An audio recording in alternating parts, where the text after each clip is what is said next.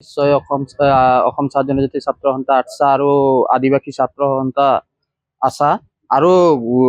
আদিবাসী চাহ জনগোষ্ঠীৰ বিভিন্ন দল সংগঠনৰ সহযোগত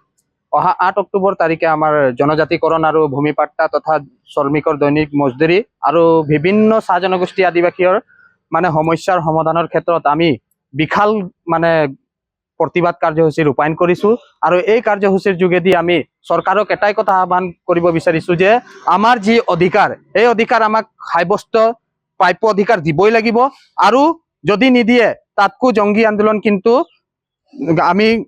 আগন্তুক দিনত কৰি যাম এই কথা স্পষ্টভাৱে আমি হকিয়াই দিব বিচাৰিছো আৰু আমি ৰাইজক চাহ জনগোষ্ঠী তথা আদিবাসী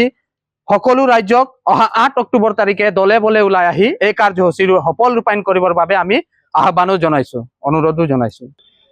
1.5 লাখ আমাৰ যি মানে তিনচুকীয়া ডিষ্ট্ৰিক্টৰ চাহ জনগোষ্ঠী তথা আদিবাসী 1.5 লাখ মানুহ আমি মানে সমাগম চাহ বাগান বন্ধ থাকিব নেকি চাহ বাগানটো আমাৰ এচিএমএছে আমাৰ কথা হৈছে এচিএমএছৰ লগত যে বন্ধ থাকিব বুলি কৈছে হয় আদিবাসী চাহ জনগোষ্ঠী 8 তারিখে সব দলে বলে নিকলে আসতে লাগে সবাইকে অনুরোধ আহে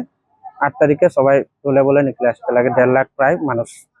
যিকোনো খবৰৰ বাবে যোগাযোগ কৰক 7099017330 লগতে 7099017110 নম্বৰত